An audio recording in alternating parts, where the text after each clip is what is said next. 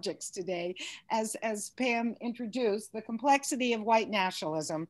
I think given the vote, and I hope Larry will comment this, about not having a commission investigate this, the January 6th uprising is like, we need to hear more on this topic. Thank you, Larry, for being with us here today. You're the host. You may share the screen. Right. Okay. On mine, it's down at the bottom where it says share screen. There we go. Okay, he's starting it now, it says. Good. All right, I need to find it on my screen, and I think I have. Something's wrong for me. Okay, there it is. It's spinning. I'm waiting for it to. Excellent. That's it. Okay? We got it there. All right. Well, as you recall, I shared with you about 2 years ago, and I'm going to think back to that time period, but a lot has happened. This is a subject that I keep saying almost every year. I don't want to do any more of this. I don't want to keep up with these people and these movements. They don't go away. There are lots of now younger, more assertive researchers in this area. So sometimes I feel like, well, I'm a little dated in what I say as well. But still, it's a topic that at least we can have conversation about. And I've entitled this one, The Complexity, because I'm going to kind of offer perhaps another way of looking at the groups different than what I used to. But as you may recall, when I shared with you before, I'm waiting for my button to make me, there we go. Thinking back to 2 years ago and a little bit more, at that time, I was very concerned about the violent acts that were being committed by self-declared neo-Nazi and anti-immigration individuals. And you recall some of those events, like in El Paso and Temple Emmanuel and the Congregation Shabbat, Tree of Life Synagogue, and the big Unite the Right rally in Charlottesville. And it was just in the previous years that we'd had others, particularly one of the more dramatic was Mother Emanuel. Well, my assumptions had been, up to that time, that white nationalism defends white privilege. And they believe that it's being threatened. And so they see history as a loss of white male power, white male European power in particular. And so they try to maintain this story of supremacy, try to promote, again, a genetic basis of race, try to protect and defend what they believe is white space, like North America. They take political action, violent if necessary, to get that white power asserted over against what they believe to be the vulnerable white culture today. So they wind up then believing that that enslavement, genocide, displacement, anything done to minority groups is simply an indicator that white civilization is a civilization and has the right to do that, is asserting their superiority. And so when they think that now history is eroding that power, they've got to do everything they can to support what they believed was the most important dominant ideology of the past. But of course, they depend upon lots of foundations of deeply embedded systemic racism. They aren't doing that in a vacuum, so that they are able to take what they believe, act it out in their behavior, but is supported by the systems that support racism itself. Now, they use the term, although sometimes they like to soft pedal that term and really just talk about their particular group. We used to say hate groups. That was kind of the generic term for talking about violent, extreme right-wing and or right-wing religious groups. White nationalism seemed to characterize more what their intentions were.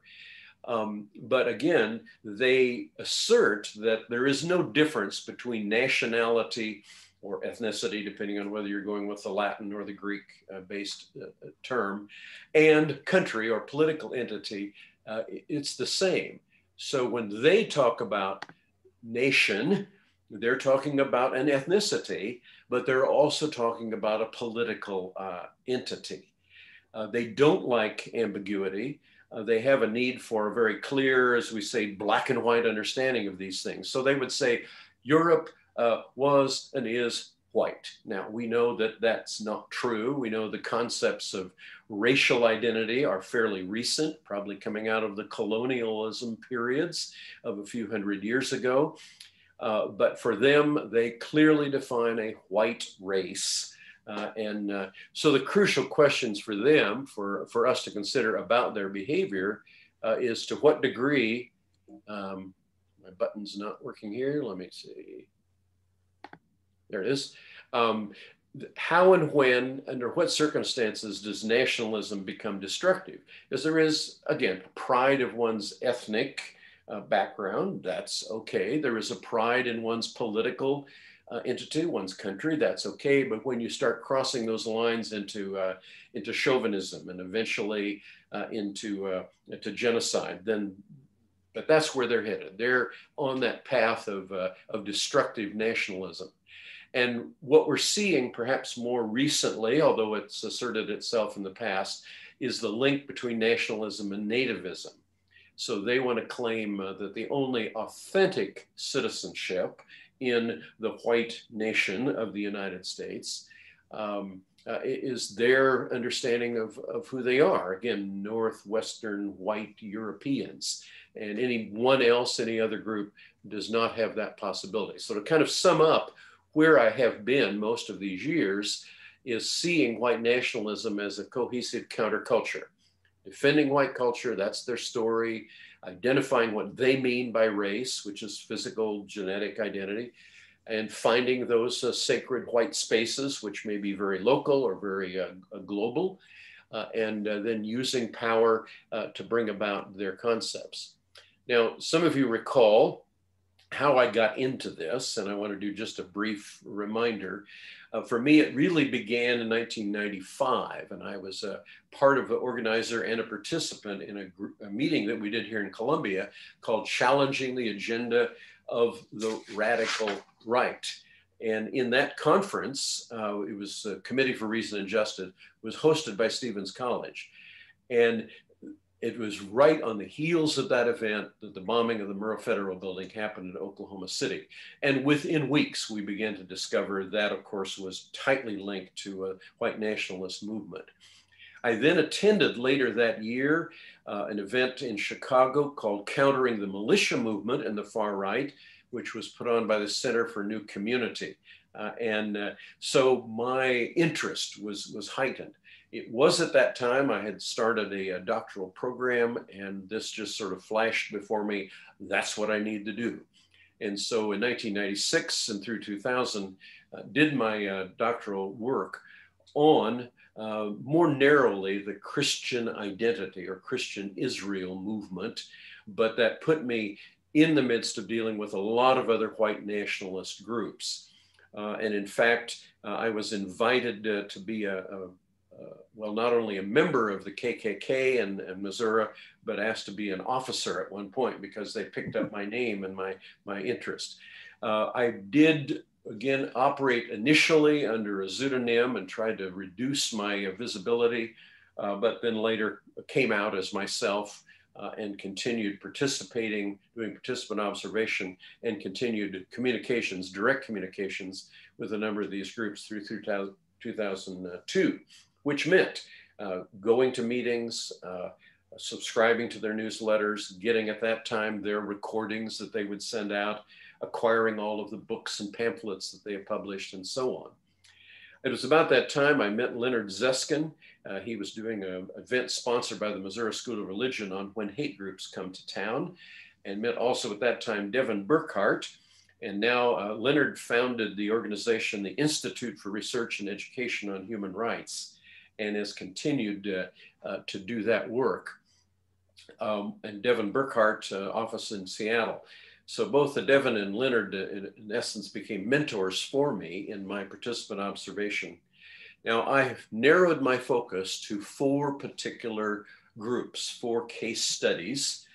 And so I was very much involved in what the Church of Israel was doing. Dan Gaiman is still the coordinator of that white nationalist group, sometimes called the Church of Israel Tribe of Manasseh.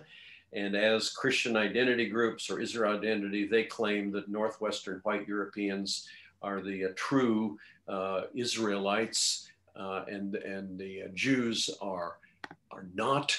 And so they put themselves in, put themselves in competition with Jewish folk for who's the real Israel. And they further believe that North America was given by God via the prophets to be the new Israel. I also was involved with Faith Baptist Church. Everett Sullivan Ramsey ran an organization. He'd have annual meetings and invite white nationalists from across the country to speak.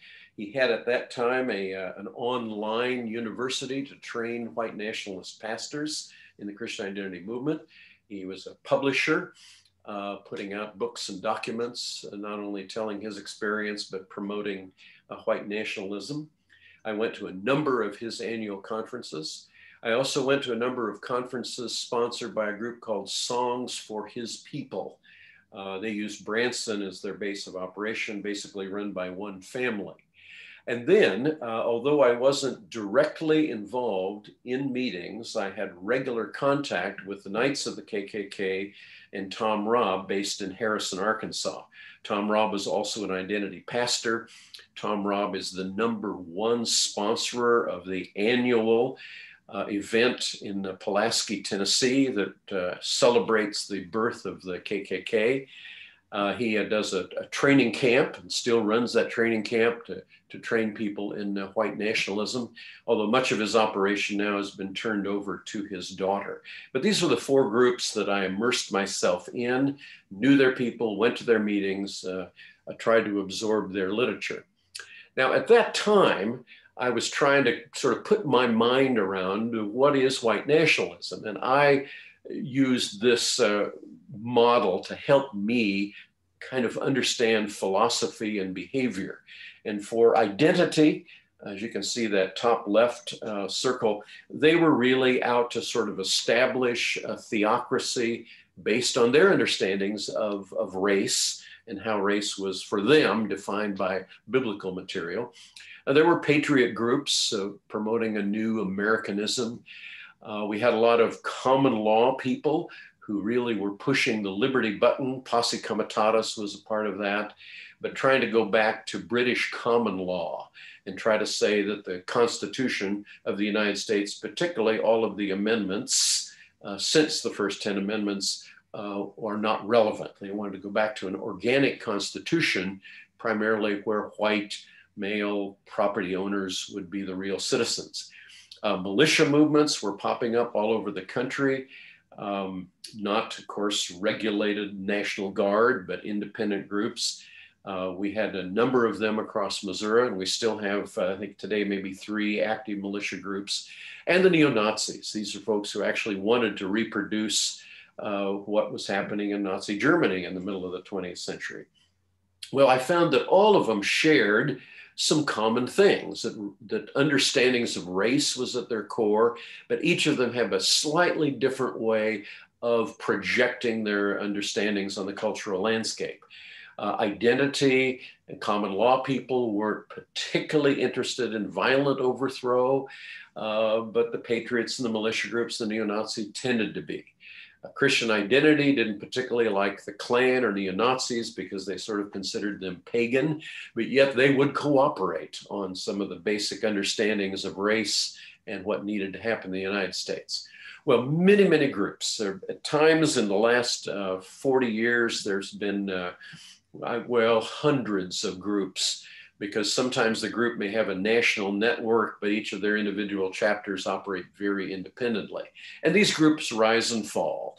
Just in the last few years, we've seen people who at one point we thought, oh, there's an up and coming leader like Stephen Dinkle, he was the exalted Cyclops, and one of the chapters of the International Keystone Knights. He went to prison, and we saw the rise and fall of Judge Roy Moore and others. So there are persons and organizations that are continually changing and evolving on the landscape. But other groups appear, and older groups find new energy, sometimes with new leadership. Well, another aspect that I tried to look at then was what would propel an individual to get involved in white nationalism. And as I read literature, met people, tried to understand their philosophies, this whole circle that you see around were motivational factors that would put people into white nationalist groups. There have been others who tried to study that as well. And so I was trying to distill and create a map that made sense for me of how people would do it. So around the circle, you see various things that could contribute. Personal circumstances, available weapons, a set of religious values, a history of family abuse. And any of these things, any or all of them could connect at any given moments in time to put a person into white nationalism, or more specifically to motivate them to carry out a terrorist attack. For example, a person may have been raised under a very fearful worldview.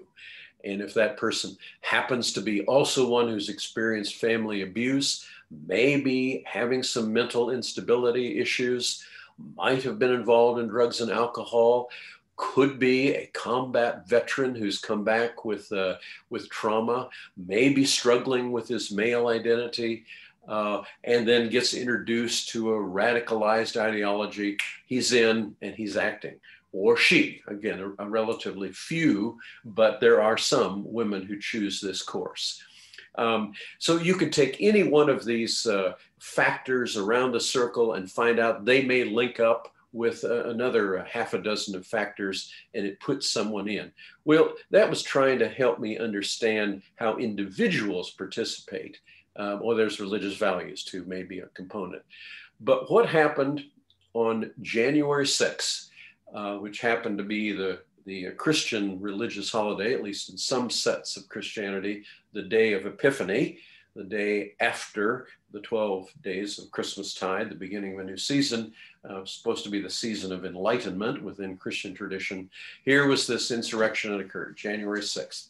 And as I began to look at who was the participants, what was going on, I began to think of it as it was a perfect storm. I don't like the word perfect, but as we use that, so many variables came together to make that event happen.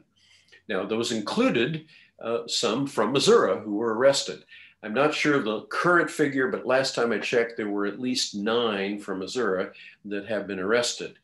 4 of them from Springfield, and they range in age from 20 to 62. Some of them have direct affiliation with organized groups, some do not. Now, when we looked at the whole of the people that were a participant in the insurrection, we saw a number of groups directly involved. Now, this is not limited to Missouri. These are folks from around the country. Some of the more prominent white nationalist groups were Proud Boys, Oath Keepers, 3 Percenters, Patriot Front, and Texas Freedom Force. Now, there were others, but these tended to be having more folks involved. Now, you understand that most of these organizations don't have membership cards. They don't have published lists of who's contributors. And so it's only when they identify themselves or they have been tracked by monitoring groups that we know that they're a part of them. So some folks have been trying to make generalizations about those that were arrested in the insurrection. And we know that for the most part, those people had associations with right-wing groups. There was some kind of radicalization that occurred. And we know that social media and conspiracy theory played a very important role for getting them there to DC and allowing them to take the violent steps forward into the Capitol as they did.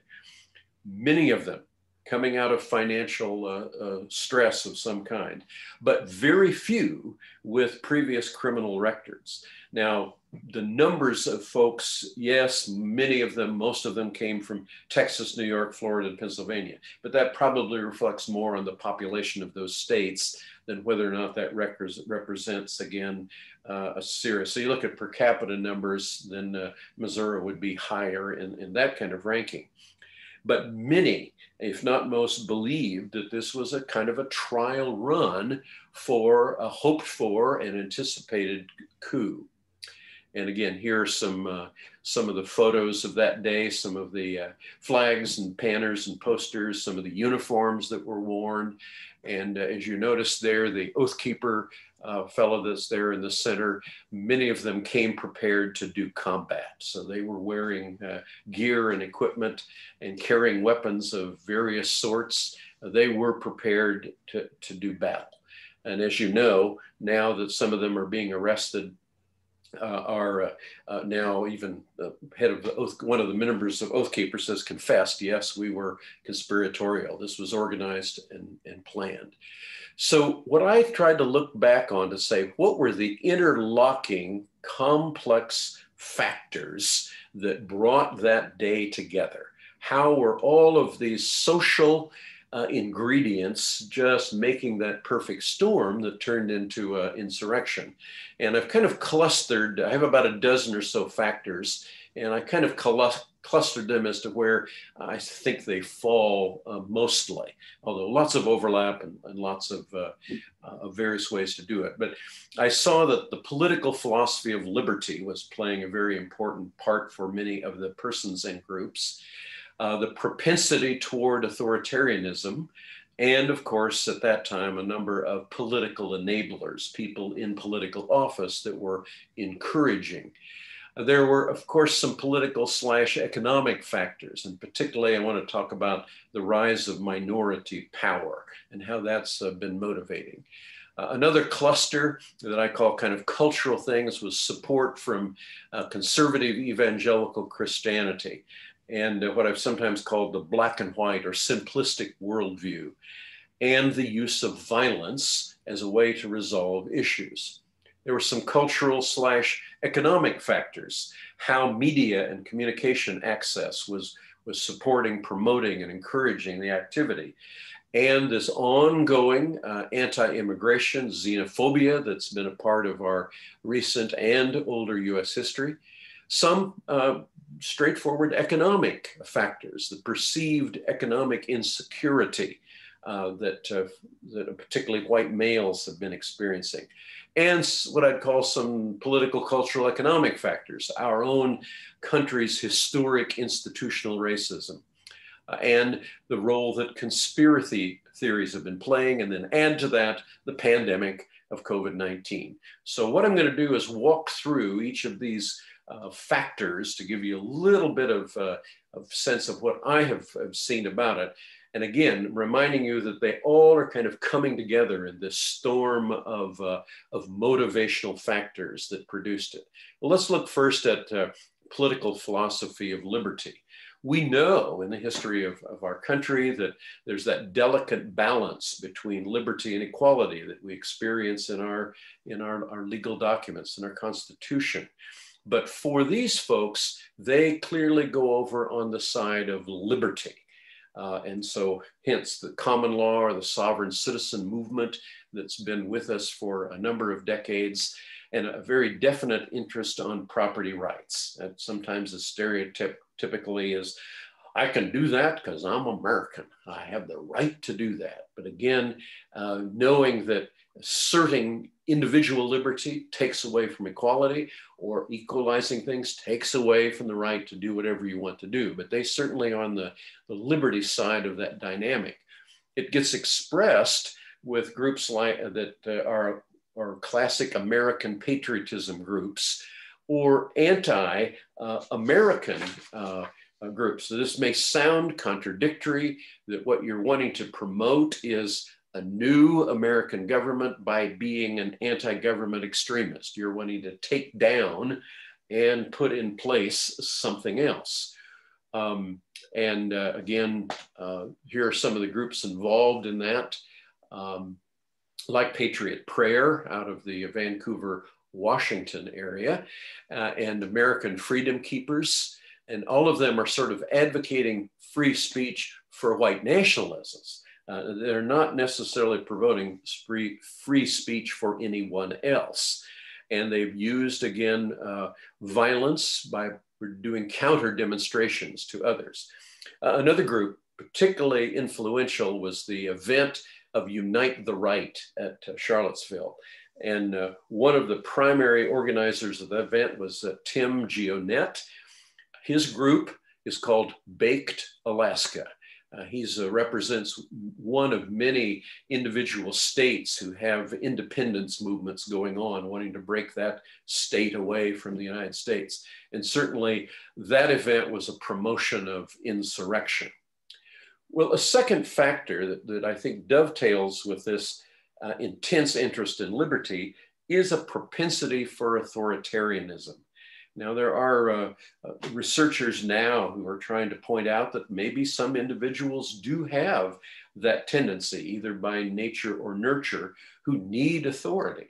But we are looking here at folks that are not rationally evaluating needs and interests, but really asserting that somebody's got to take control over what they perceive as chaos. And that's really what modern fascism has been about. Throughout the 20th century, various trends and groups in other countries around the world.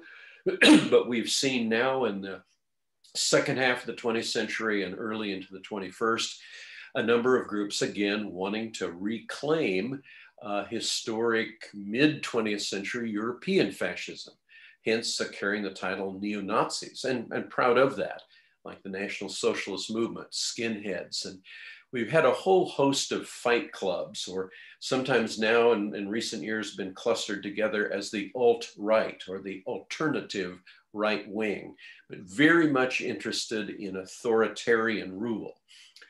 An example has been Milo Yiannopoulos, who's been a speaker, gone on many campuses around the country. He often wants to promote, again, personal liberty, and then he starts confusion and chaos on a campus, and it may break out in a riot and a protest against him, but he's again operating on the basis of free speech. Well, just a few weeks ago, he posted on his own personal website a picture of his little shrine in his office, and there in the shrine was a copy of the Turner Diaries, again, which was the document for a few years ago that promoted a violent overthrow of US government, promoted the attack on a federal building in the Midwest. It was the guiding, it was a story, but it was a narrative that guided the action of Timothy McVeigh in attacking the Murrah Federal Building. Others like Jared Taylor of American Renaissance and VDARE, clearly they are Nazi oriented, and again, to assert authoritarianism. They commit hate crimes, but for them it's not a crime, it's an expression of authority over minorities. So they intentionally target particular populations by ethnicity, by gender, more recently, trans people. And if you can get a trans person that also has an ethnic minority, then that's great. Historically, some of the fight clubs, for a person to gain membership, you had to go out and find someone like to beat up on to prove that you were worthy of being in the club. But for them, this is not crime. This is, again, their need to establish white authority over what they perceived, again, as a loss of white male power. But what we have seen in recent years is what I call the political enablers. And we have seen an open door, primarily from the Republican Party. Look at the recent history, go back a few decades to tax resistance movements, to the Tea Parties. There has been an intentional recruitment into Republican Party leadership of far-right people. And at the same time, far-right groups have sought to influence the Republican Party. So they've moved out of what we would call alternative political parties to find themselves nested in a mainstream political party. And just recently, there was some research published, work that was done looking at the group called Identity Europa, and that's an intentional V that they put in their name. And they were training people to look like they were mainstream, average, middle Americans, just participating in political events and organization. But again, this sort of anything related to the Obama administration in opposition. So there's been what I call this open door for right-wing extremism. And then what we have seen over the past few years, I call the cult of Trump. Whereas white nationalism finds its place in many, many branches of government. And I just sort of offer you up an example, Representative Marjorie Greene from Georgia, how she just fits some of the common ideology and behavior of exactly what white nationalism wants. Years ago, when I was doing participant observation, I went to a David Duke organizing meeting in St. Louis. He had a political action committee. At that time, he called No Fear, which was the North National Organization for European American Rights. Well, he got into some trouble with the No Fear Company, changed its name to ERO, European American Rights Organization.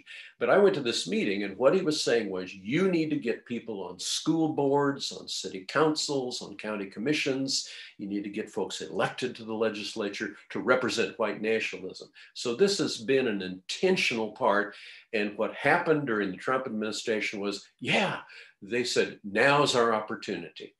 And when he was promoting again the Stop the Steal movement opposing the election, when he was using his charismatic power to do so many things above the law, again, white nationalists saying, yeah, that's the person. I encountered a friend of mine not long ago at the time of the election who was trying to send a message to me, who was wearing a t-shirt that said, God, guns, and Trump, just to say, this is who we need. And this nurturing of the distrust of the system, the deep state conspiracy theory. So we've had plenty of political enablers for white nationalism to step into radical political, if not violent, activity. Now, another aspect that's been going on, one of these, again, factors in this complexity, is how white nationalists have perceived what's been happening to historic, established racism in this country. They lost segregation. Then the Obama era, look at this, a Black man elected president and a model of success. And the ongoing rediscovery of minority history and the now promotion of critical race theory, the Black Lives Matter. And what happened in the last elections was voting surges for minority population. So what they see is, look at this, minorities are taking over the country. So we have got to do everything we can to deny, separate, resist, restrict. I looked recently, this may have changed in the last few days, but there was something like 389 voter purity bills and laws in process in some 48 states. And the matter of redistricting. And you can see that again in our own state. So here is a perceived takeover of the country by minorities that has to be resisted by white nationalists using whatever means necessary. Another part of that complex is the support that white nationalism received from conservative evangelical Christianity. I have to be careful, make sure that each one of those adjectives are clear. These are folks who have a very narrow theological view, highly influenced by millennialism and fundamentalism, which gets expressed these days in this sense of Christian nation. And you may be aware that there were several dozen self-declared religious prophets for Trump, all predicting that he was going to win the election. And of course, when that didn't happen, now many of them are saying, oh, but he's going to come back. Here is Jeff Jansen, who say that that Trump would declare martial law to restore himself by June 23. Well, let's watch for that. Didn't happen. Mike Lindell, you may know him, the famous My Pillow guy, had a big conference recently in which he said the Supreme Court will pull down this election. And Trump himself, during his administration, had a council of conservative religious leaders that he conferred with, or at least they listened to him in conference. And very much he wanted to identify himself, and therefore was accepted and supported by these very narrow conservative evangelicals. Now, the group that I spent so much time studying, Christian or Israel identity, seems to be shrinking in presence, but a lot of its beliefs are still there, undergirding that we need to be making this country, by their view, a white Christian. And again, these conservative groups, Christian groups, are anti-Muslim, and many of them anti-science, and promoting a lot of the anti-vax conspiracy theory from a very narrow Christian theological perspective. Another one of these factors I suggest is this tendency for a very simplistic worldview. It's a world with clear differences between good and evil. They don't want ambiguity, simple, direct truth, direct cause and effect, and no critical analysis. You know, here's the problem and here's how we do it, and you've got to take a stand or not. So someone like me who may be critical of white nationalism, clearly I'm a race traitor. I've given up on myself. There's no ambiguity there. Another one of those factors is this ongoing emphasis on the use of violence to resolve issues, to embrace political violence as a means to establish it. There is, in fact, now a website you can go to called My Militia, and you can find the group that fits your needs in your region and locality and get involved in the necessary paramilitary training to take over.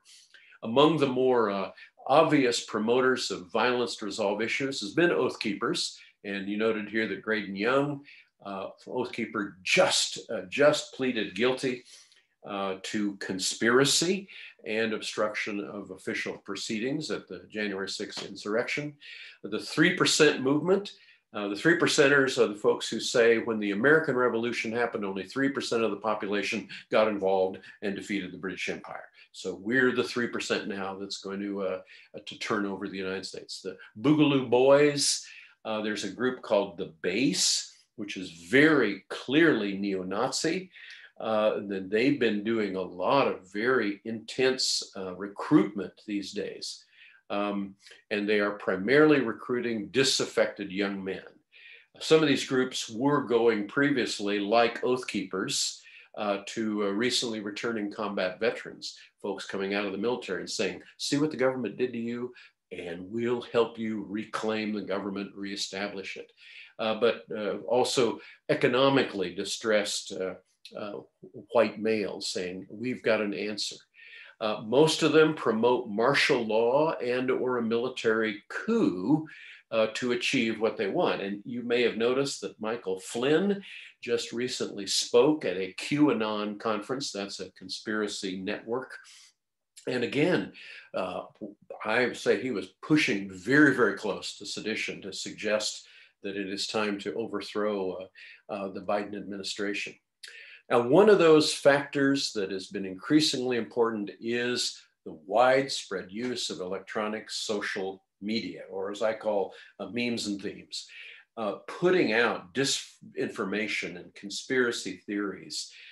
This has just been so intense. Years ago, white nationalist groups were using shortwave radio, and then they discovered cassette tapes that they could circulate. And then they started getting, again, some alternative television broadcasting. But when, of course, all of the electronic media has opened up, it's just been an incredible resource for them to spread their disinformation. And when you get friendly news networks or people in news networks like Tucker Carlson, who's glad to promote conspiracy theories, but then you get some of these more right-wing, like On America News Network. Here's the editor, reporter, broadcaster, Jack Posobiec, who has been, again, a powerful promoter of conspiracy theory, Breitbart, True News, Real America's Voice, that's Steve Bannon's now news network. So you get through social media and organized networks the promotion of conspiracy theories. Now there still is, because some of the social media have been restricting language and persons.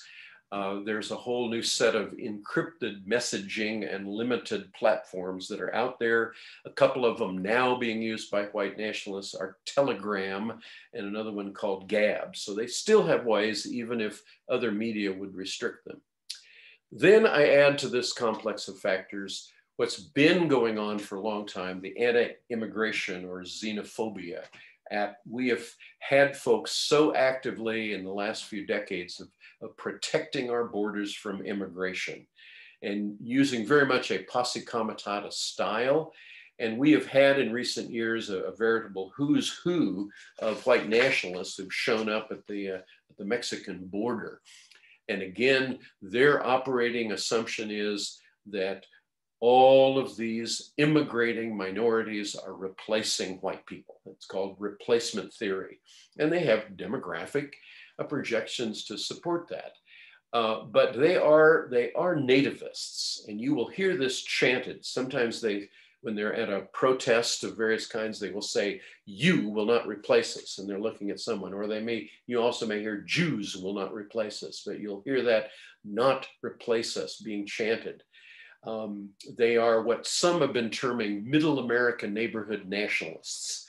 And they're promoting such things as terminating treaties with Native Americans and intimidating anybody with non-Western European heritage. We just experienced last year the emergence of the Bundy family, again, expressing their, pushed the wrong button, expressing their intention to break up the election. One of the Bundy sons, Ammon Bundy, organized the People's Right Network. And he had a number of states, including Missouri, where he had folks lined up to disrupt elections. And he was doing all of this paramilitary organizing with religious worship services and all sorts of election resistance. And we were watching them pretty carefully in Missouri. They did not pull off anything in Missouri, nor really were very successful, except in a few isolated cases. But again, their primary operating agenda is we've got to stop non-Northwest European folks from showing up in the United States. Now, you add to that this in general, perceived economic insecurity. White nationalists will depend upon, global trade, creating dependencies and linkages that we can't get parts, we can't get computer chips, price increases, food prices, shortages. It's all about global trade. And couple that with the loss of traditional industries, varying a bit by type and locations, and very much anti-union. And global climate change. Sometimes they say this is a total conspiracy theory, but in reality, they will say, yeah, but global climate change, whether it's a conspiracy or not, is disrupting economics. So it's a time of economic crisis. Now you add to that the historic institutional systemic racism that's been a part of our country, this long history of enslavement and genocide, economic and political restrictions, the establishment of a caste in the United States, and the deaths of African-American individuals at the hands of police. The Neo-Confederacy movement continues over its issues of taking down monuments, promoting the lost cause of this Christian empire of the South. And I was just recently reading some research indicating that, we have hundreds and hundreds of Confederacy monuments all over, most of them put up in the 20th century in response, early 20th century, and in response to the civil rights movement of mid 20th century. But there are some 80 Confederacy monuments at military academies in place now. So this has been widespread, and historic blatant racist groups still around. There's still a number of KKKs, Aryan nations. white citizen councils, although white citizen councils now are centered, their national networks in St. Louis, and it's called the Conservative Citizens Council, and showing up opposing the protests against police brutality. So this historic institutional racism just gives white nationalism a sort of a place to continue to be active hate groups going on, but with a general public denial that these groups would be there. And here is one of the most intensive aspects of these complexities, and that's conspiracy theories. The amount of volume and intensity of disinformation campaigns, like the big lie, stop the steal, take back the government, all sorts of incredible stories, and an attempt to rewrite our history. There's not racism in this country, you're wrong. And to actually interfere with educational curriculum. And again, under the name of anti-critical race theory, saying, no, we can't be teaching about racism. And then you have, again, individuals and networks that just continue to promote conspiracy theories, all sort of under the title, it's time to go. We have got to operate, creating stereotypical enemies, making up things, the deep state, anti-Antifa, and the plandemic and anti-vax. It just seems to be an endless supply of fantasies and stories that can be promoted as fact. Now add to this what happened with COVID-19.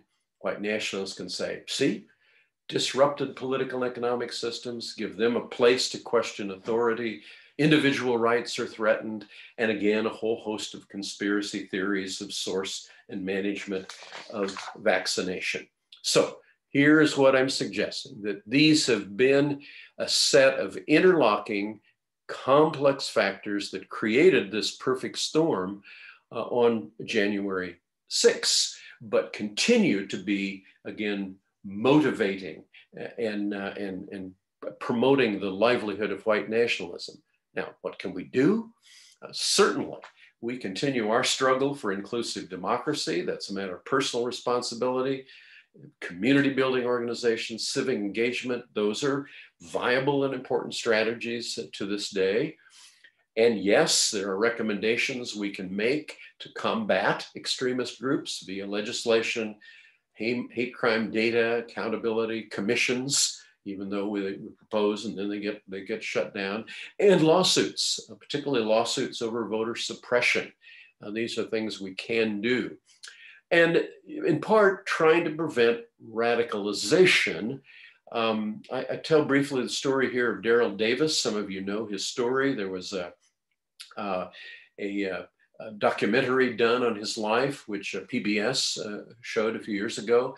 He was a jazz and blues pianist for several decades, who was called over in one of the clubs he was singing by a guy who said, I didn't know that Black people could play like Jerry Lee Lewis, play boogie woogie. And so Daryl says, well, actually, I know Jerry Lee Lewis, and both of us have learned from Black musicians, and got into a conversation, discovered he was a Klansman. And the more they talked, the more they began to understand where they were coming from.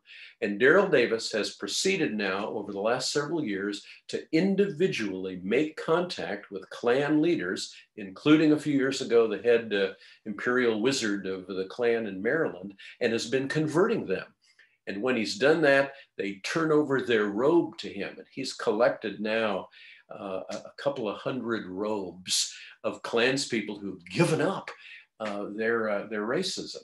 Daryl says that he can only claim direct, he doesn't like to use the word conversion. He says he gives them the opportunity, maybe 60 or so, but another 200 or so indirectly influenced by them. Well, there is that.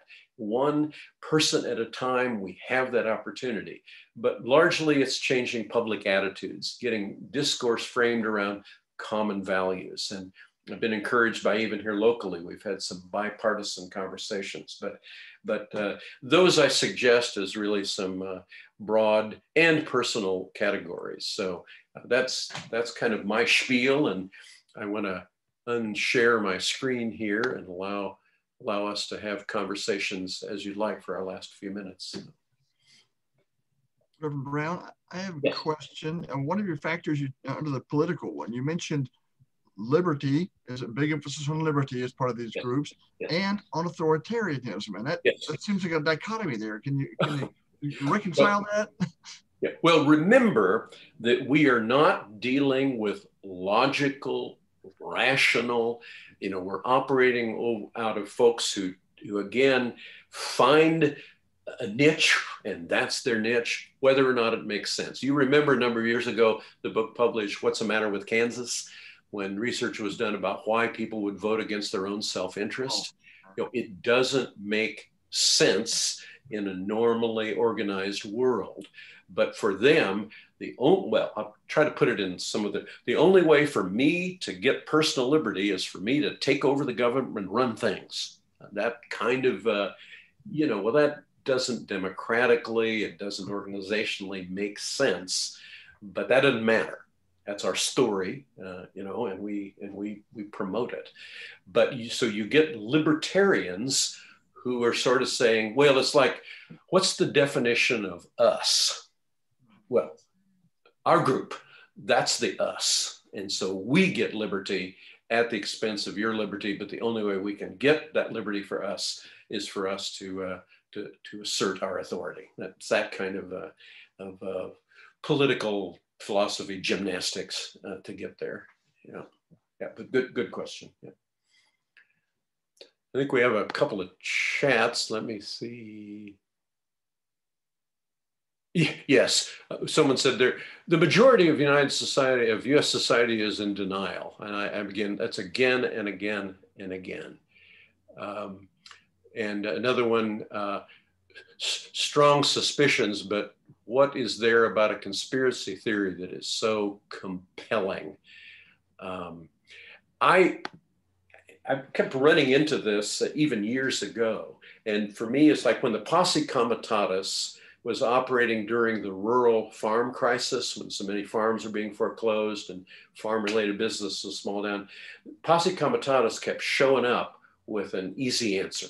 I had a brochure, join our group, or you need to get back your land patent, offering very simple solutions that here I've done the opposite. I've laid out 12 very complex and layered, but for them, if I can get it down to a theory that explains who's evil, who's running things, and so I think it's that desire on the part of not all of us, but on the part of some folks to get it down. Well, my tendency to create a model to hold things together is my way of doing it. But for a lot of them, it's, well, if I can get it down to a couple of theories, I know who's doing it, and we can stop them. And that gives not only energy, but explanation, and then put you in a support group of other folks. Well, we all believe that, don't we? For me, religiously, I've often thought of it as kind of like Gnostic wisdom. Once you've got the keys to interpreting the meaning of life, then you can be a part of the group that has those keys. And so now you have a support group that understands how things really work. And that's very compelling too. Yeah, Sheila, go ahead. Okay, I'll be Sheila.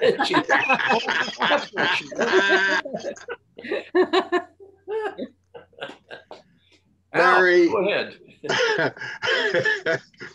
I applaud all of your work, research, and most importantly, the risk you have taken to uncover all of this information and to disseminate it. I know it does not come without risk.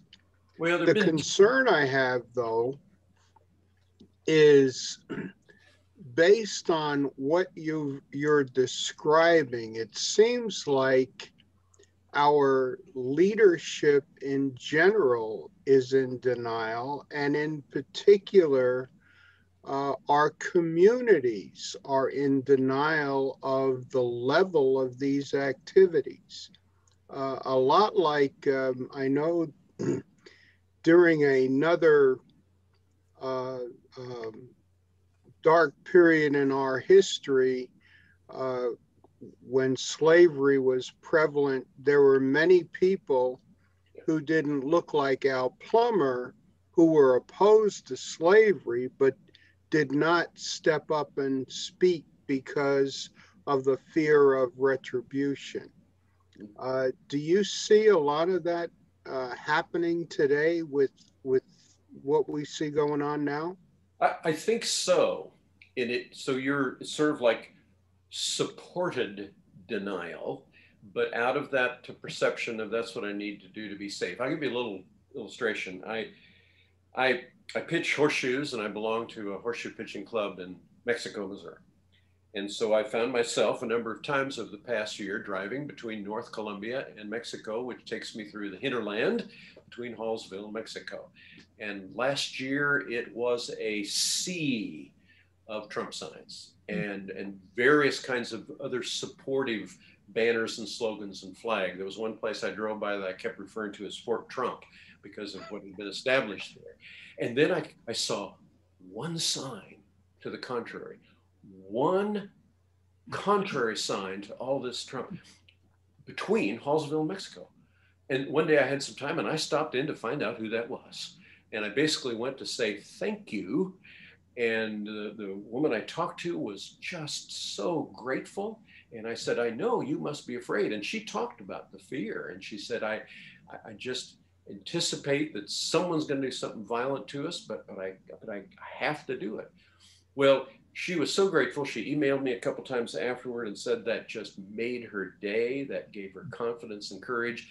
And so she and her husband in turn started doing the same whenever they spotted an alternative sign, do it. But for most folks, you live down that road, you know where the majority appeared to be, and you knew their behavior.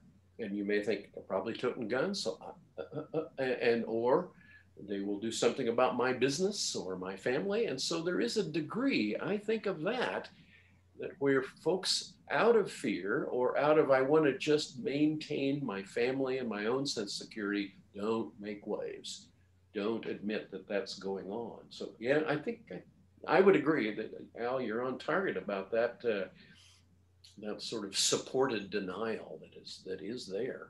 Mm-hmm. Yeah. Let's see who is next. Carl, I think. Yeah, thank you, Larry. Thank you, Larry, for doing what you're doing, being here. I'm fascinated by the intersection of religion and politics, and particularly some of the paranoia and this folks running for office for elected office who were part of the religious community. That actually happened to me a couple of elections ago when Tom Luther ran against me in that particular race. That's any comments about that intersection? And God knows elected officials need the help to run for elected office against that kind of those kinds of issues. Yeah, I asserted two sort of theological movements there. One's millennialism and the other was fundamentalism. Both are pretty much, although late 19th century, early 20th century convulsions within Christianity, but both of them based on fear of the times. It's coming to an end, and we want to be on the right side when that happens. Of course, fundamentalism in part was a reaction to the evolvement of rational thinking and science and so on, and we've got to get our act together to defend against that. And so there's been a powerful movement, particularly in the United States, toward, again, political ways to achieve our very narrow religious perspectives and beliefs about where the world is going. And I, of course, there are progressive religious movements too, but they've tended not to get the press. They've tended not to get the notoriety. Every once in a while, you see a bumper sticker that says, I'm a liberal Christian and proud of it. Well, that winds up being so overwhelmed by all the other messages. But it's, again, Sorry, that phone keeps ringing. There, it quit. No, it didn't. Enter your remote access code. Okay, quit. There is, again, a security issue that's there. There is a narrowing of the interpretation of Christian traditions to support their current fears, rather than really having a look at the broad scope of religion. So it sort of functions like, right now, if we can get the political regime to support our narrow, and boil it down to two issues, boil it down to abortion and homosexuality, we can do that. Or maybe throw in creationism, but to get it down to, again, a manageable theological platform, which is what fundamentalism was doing, sort of in reaction to the laws and principles of science. They come up with our own laws and principles, but only 10 of them or 12 of them. Just get it down to these fundamentals, and then we have complexity narrowed. And so if you can get political regimes to support your own religious insecurities, fears, and worldview, then do that. And it's been strange among the previous conservative Christian movements, but there's fundamentalism, of course, going on in all world religions. There's been some folks who said, that's not us, that's not. You get folks now, I mean, even the Southern Baptist Church is kind of nervous about, where they've been and where they need to go. And even within the Graham family, there's a split between siblings as to whether or not we ought to be more inclusive and progressive or more narrow and supportive. But again, Nixon and others played that kind of religious conservatism. W did as well. Oh yeah, I'm a born again Christian, and play that card. So they've been invited in as well, as they're seeking political support for their narrow views. Yeah, W.A. Well, let's see. Wiley.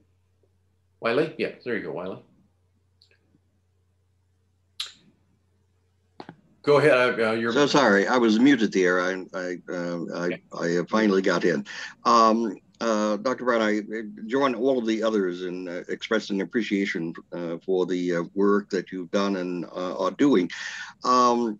Regarding the distribution of your work and exposing it to the general public, I wonder whether you are considering putting this in book form.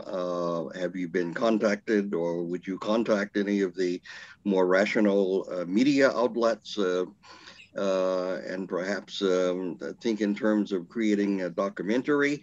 What more can be done to disseminate your findings? Well, two things. One, at the end of my doctoral research, I did have conversations with the press, and what they expected and what I delivered was two different places, and it was going to require me to do so much revision. I didn't have the time and energy to do that.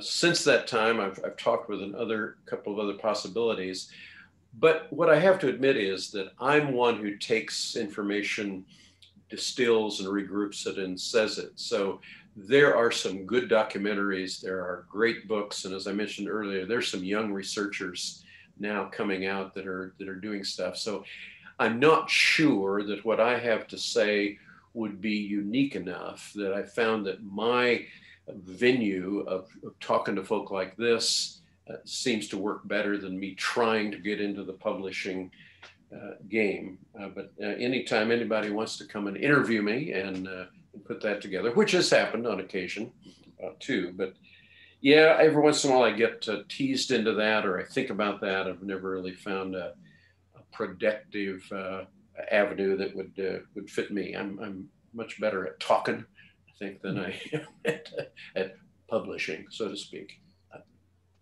Yes, Pam. Would you recommend a recent book on this topic? Oh my goodness.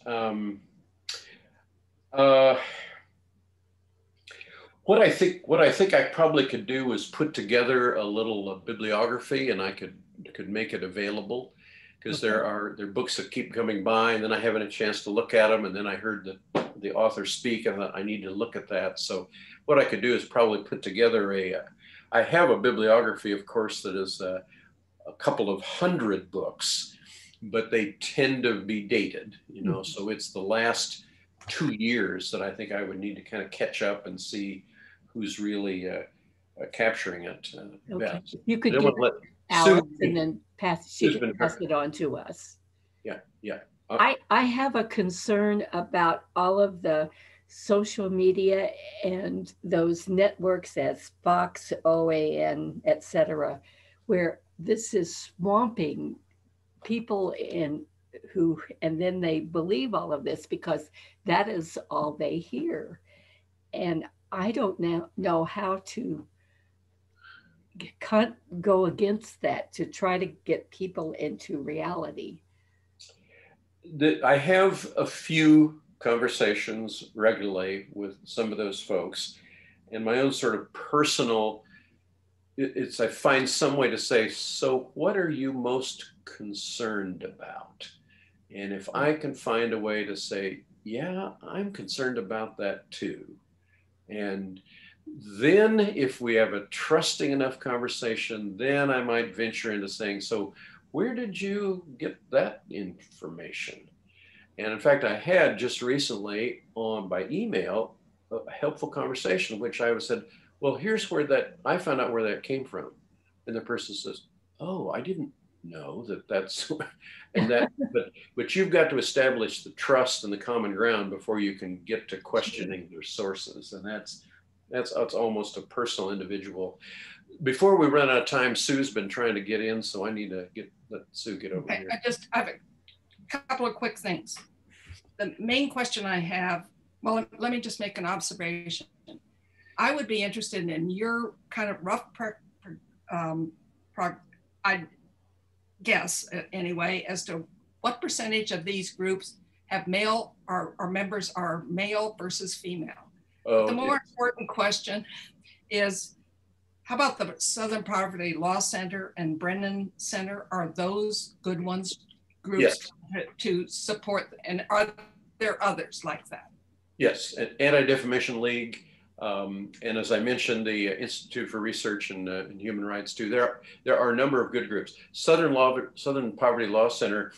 When I was doing my participant observation in their intelligence report, you would see a little, oh, this happened in Missouri. Although my name was not there, if you saw something happen, some group did something from Missouri, it was probably information that I sent via Southern Poverty Law Center. And I've known and worked with a number of their staff or former staff over the years. In fact, when Morris was here in Columbia a couple times, I was asked to survey the crowd and see if I recognized anybody to help with his security team. So Southern Poverty Law Center, I respect highly. They're probably the best at data collection and putting that material out for folks to digest it. But yes, as you listed, others are fine too. And back to your question about male, yes, it is predominantly a male movement. Catherine Blee is someone who worked a number of years ago on how women got into the neo-Nazi movement.